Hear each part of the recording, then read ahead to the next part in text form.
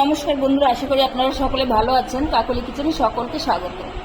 আজকে আমি বানিয়েছি জর্দা সিমাই। তাহলে চলুন কিভাবে বানিয়েছি দেখা যাক। আমি এই সিমাইটা নিয়েছি, 2 প্যাকেট সিমাই নিয়েছি।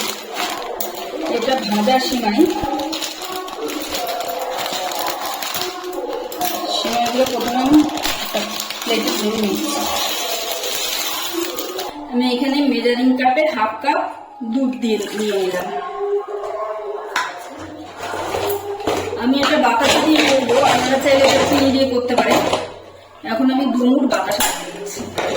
মিষ্টিটা আপনারা আপনাদের পছন্দ অনুযায়ী দেবেন, আর এখানে আপনারা চিনি ব্যবহার করতে পারেন। আমি এটা বাতাসা দিয়ে করছি। বাতাসাটা একটু ভালো করে আমি দুধের সঙ্গে মিশিয়ে দিচ্ছি। এর ভিতরে আমি দিয়ে দিচ্ছি 2টো এলাচ আর 2 টুকরো দারচিনি আর একটা তেজপাতা আমি ছিঁড়ে দিয়ে দিচ্ছি। এখন ভালো করে আমি জাল দিয়ে নেব। বাতাসাটা গলে গেছে। এখন আমি এটাকে নামিয়ে সাইডে রেখে নিচ্ছি। এখানে আমি 1 চামচ ভর্তি করে ঘি নিয়েছি,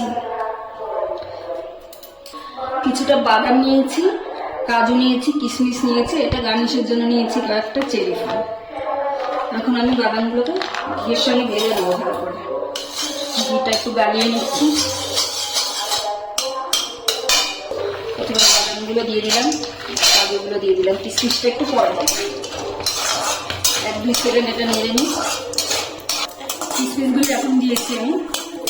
এখন ভালো করে একটু ভেজে নেবো। গ্যাসের ফ্লেমটা লোতে রেখেই ভাজতে হবে।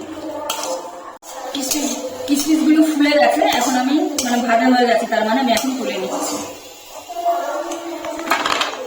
ওই ঘিয়ের মধ্যেই আমি সিমাইগুলোকে ভেজে নেব।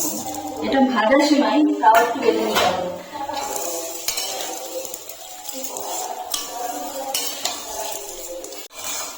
2 মিনিট ধরে আমি ভালো করে ভেজে নিয়েছি। লাল লাল করে ভেজে নিতে হবে। এখন আমি যে বাতাসার দুধটা জাল দিয়ে রেখেছিলাম ওটা দিয়ে দিচ্ছি।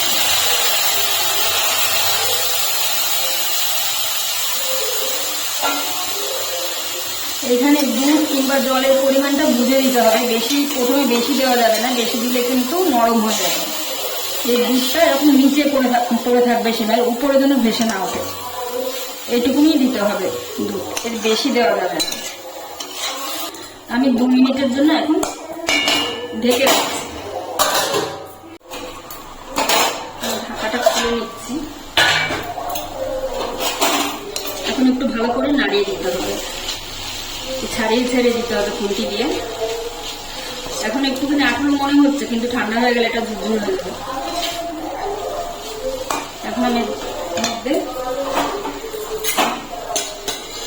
বাদামগুলো ভেজে রেখেছিলাম, বাদামগুলো দিয়ে দিচ্ছি।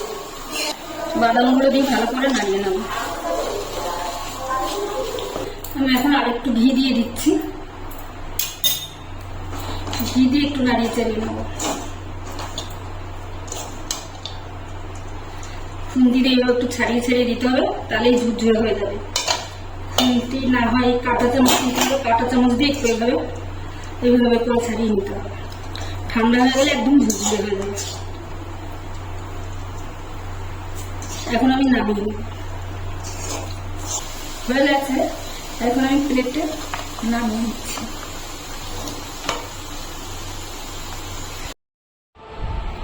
রেসিপিটা তৈরি হয়ে গেছে। ভিডিওটি যদি ভালো লাগে তাহলে একটা লাইক করবেন, কমেন্ট করবেন এবং সাবস্ক্রাইব করবেন।